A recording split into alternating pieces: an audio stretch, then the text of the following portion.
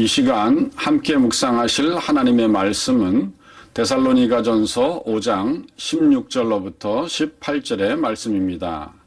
항상 기뻐하라, 쉬지 말고 기도하라, 범사에 감사하라. 이것이 그리스도 예수 안에서 너희를 향하신 하나님의 뜻이니라. 아멘. 로버트 브라우닝은 영국의 뛰어난 시인이자 극작가였는데 그가 얼마나 대단한 문필가였는가 하면 아일랜드의 극작가이며 시인이었던 오스카 와일드는 브라우닝을 두고서 말하기를 브라우닝은 섹스피어 이후에 가장 섹스피어 같은 인물이었다 라는 평가를 내렸으며 미국의 비평가인 해롤드 블룸은 브라우닝은 낭만주의 시대의 가장 위대한 시인이었다 라는 평을 하기도 하였습니다.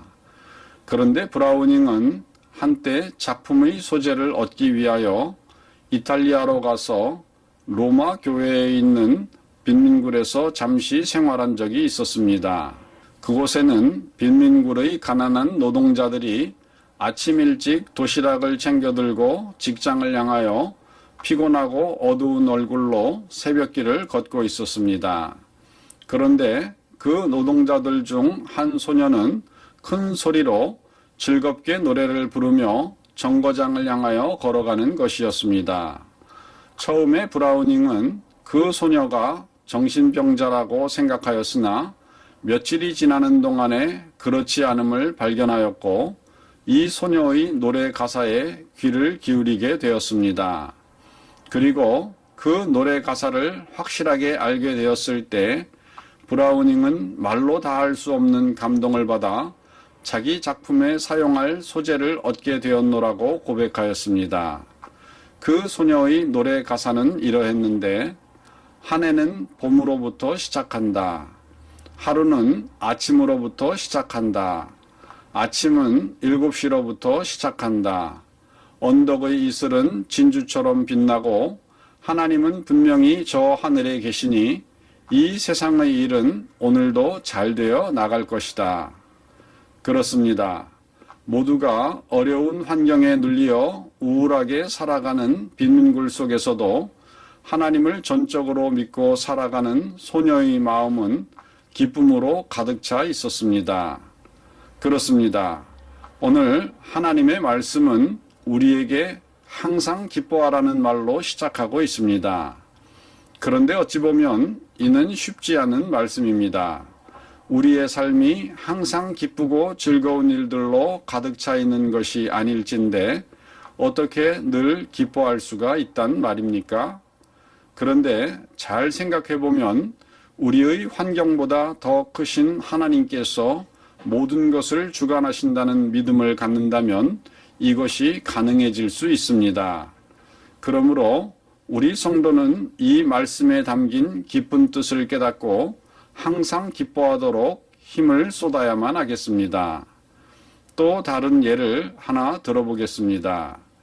미국 대륙에 철도가 부설될 당시 큰 산맥들을 꿰뚫는 공사에는 난관이 많았습니다. 그런데 그 당시 헨리 카이저라는 유명한 공사 감독이 있었습니다.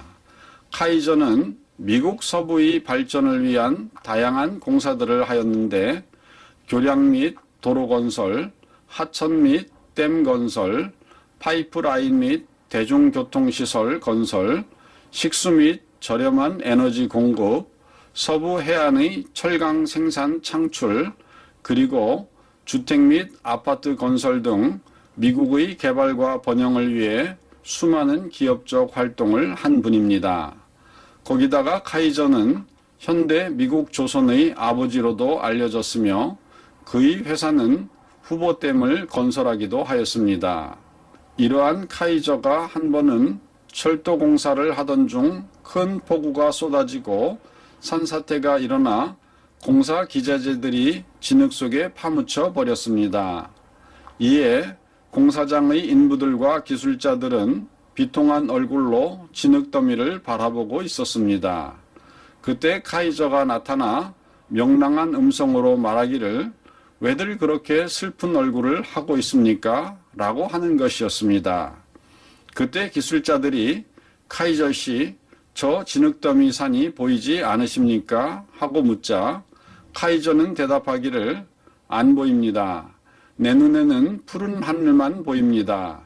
이 진흙들이 말끔히 없어지고 이 산에 멋진 굴이 뚫려 그 굴로 신나게 달리는 기차가 보일 뿐입니다. 라고 대답하였습니다. 그렇습니다.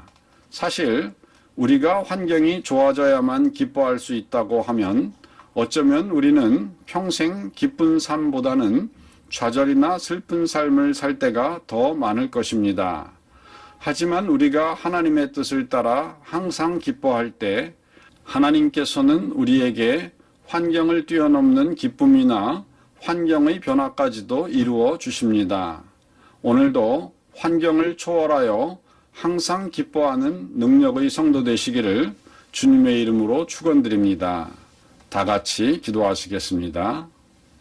사랑하는 하나님 아버지, 때로 하나님의 말씀에는 우리의 이성으로는 이해하기 어려운 것들도 있습니다. 하지만 우리가 하나님의 말씀을 믿고 실천할 때 그 말씀은 놀라운 역사를 일으키는 것을 우리가 경험합니다. 우리에게 항상 기뻐하라고 말씀하셨습니다. 이 말씀도 우리가 우리의 머리로서는 쉽게 이해가 되지 않고 또한 받아들이기가 어려운 말씀입니다.